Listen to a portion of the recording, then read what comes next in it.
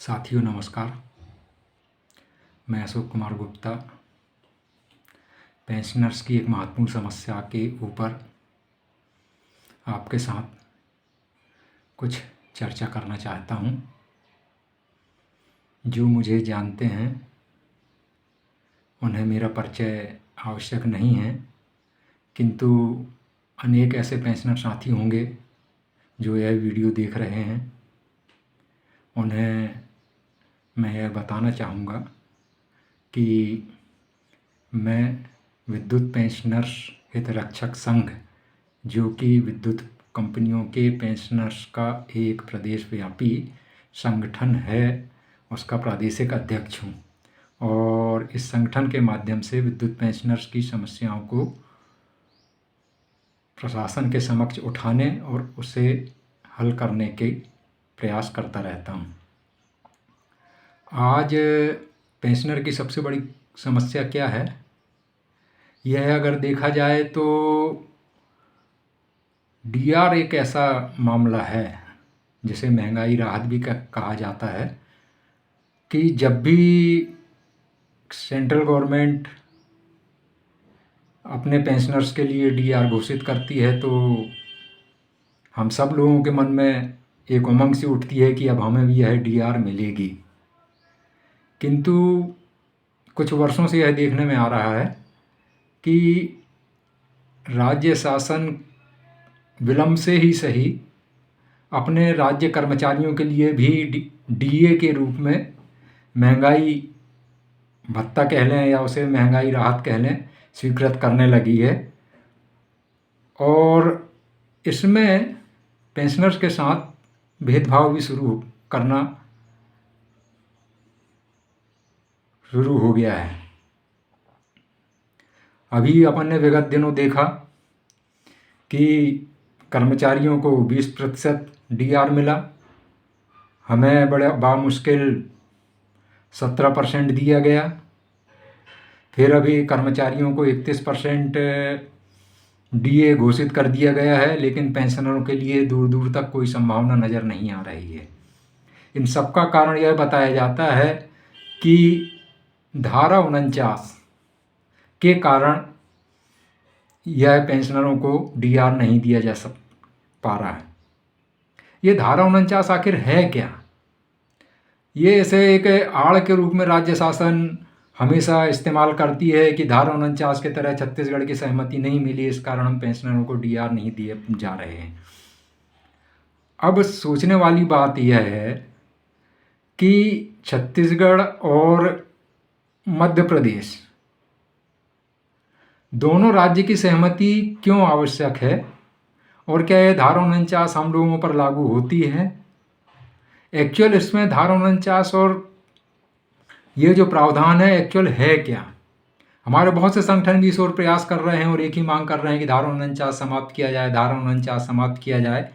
किंतु इसकी गहराई में मेरे ख्याल से बहुत कम लोग गए हैं या नहीं जाना चाहते या उसकी गूढ़ता नहीं समझ रहे हैं कि धारा 49 क्या हम पर वास्तव में लागू होती है और धारा 49 के वास्तविक प्रावधान क्या हैं। तो मैंने इसे और थोड़ा सा प्रयास किया है और मैं इस वीडियो के माध्यम से आपको बताना चाहता हूं कि धारा 49 आखिर है क्या। मध्य प्रदेश का विभाजन कर छत्तीसगढ़ बनाया जाना था और भी कई राज्यों को विभाजित कर अन्य राज्य बनाए जा रहे थे, किंतु हम मध्य प्रदेश की बात करेंगे तो 25 अगस्त 2000 को भारतीय संसद ने एक कानून पारित किया, मध्य प्रदेश राज्य पुनर्गठन अधिनियम 2000। संसद ने इसे एक कानून के रूप में पारित किया है और जिसका गजट नोटिफिकेशन निकाला गया है। इसमें मध्य प्रदेश और छत्तीसगढ़ के विभाजन में की जाने वाली समस्त औपचारिकताओं की और क्या नियम है, क्या उसके कानून हैं, इसकी जानकारी दी गई है। इसमें एक सेक्शन है 49 या धारा 49। इसमें मात्र 4 लाइन कही गई है। बहुत गूढ़ हिंदी है, हिंदी वर्सन में इसके और इंग्लिश का भी अगर सामान्य भाषा की रूप में ट्रांसलेशन करना उचित होगा तो यह है कि पेंशनरों के मामले में पेंशनों के भुगतान का दायित्व राज्य अपनी जनसंख्या के अनुपात में उठाएंगे। इसका अर्थ ये हुआ कि जो भी पेंशनरों के ऊपर जो भी पेंशन का खर्च आएगा वह राज्य अपनी जनसंख्या के अनुपात में शेयर करेंगे। यह शेयर का अनुपात भी निश्चित हो गया है बाद में, जो मध्य प्रदेश 76% है और छत्तीसगढ़ का 24% है।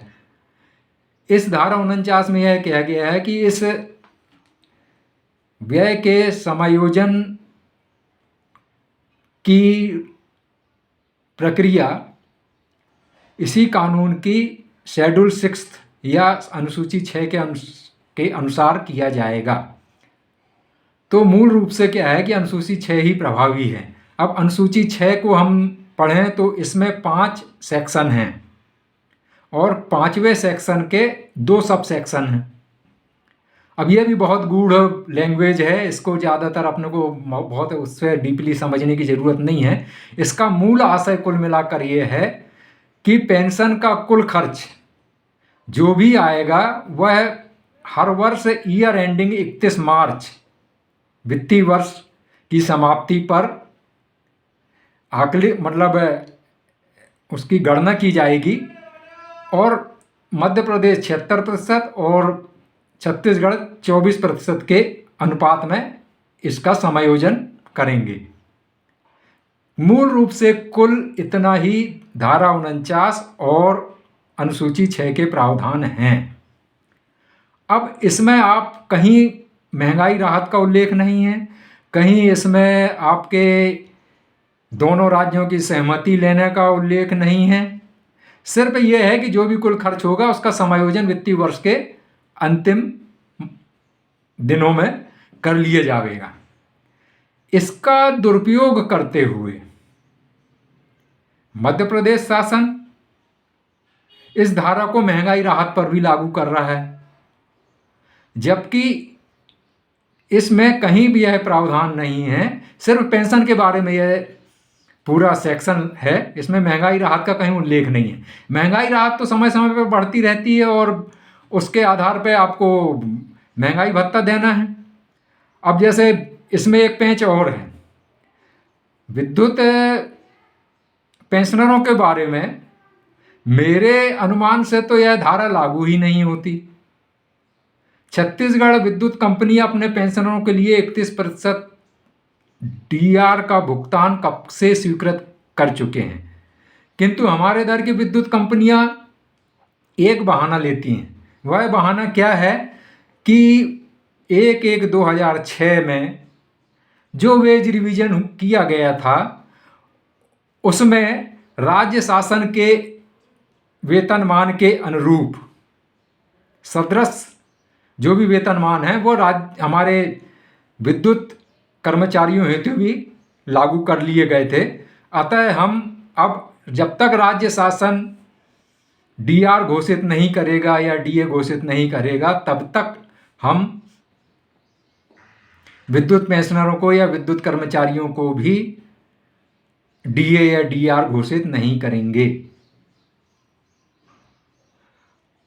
अब इसकी गहराई में अगर जाया जाए तो मैंने यह जानकारी लेने की कोशिश की कि यह समझौता किसने किया था कि राज्य वेतनमान हमारे विद्युत कर्मचारियों पर लागू किया जाए। तो सही जानकारी देने के लिए कोई विधिवत तैयार नहीं है।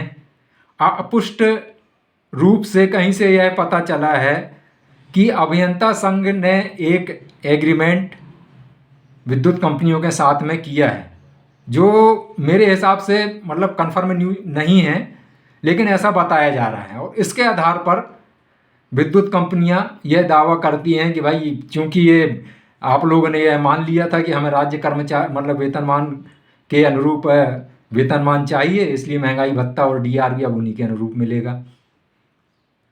अब सवाल यह है कि जब विद्युत कंपनियां 2005 से प्रभावशील हो गईं,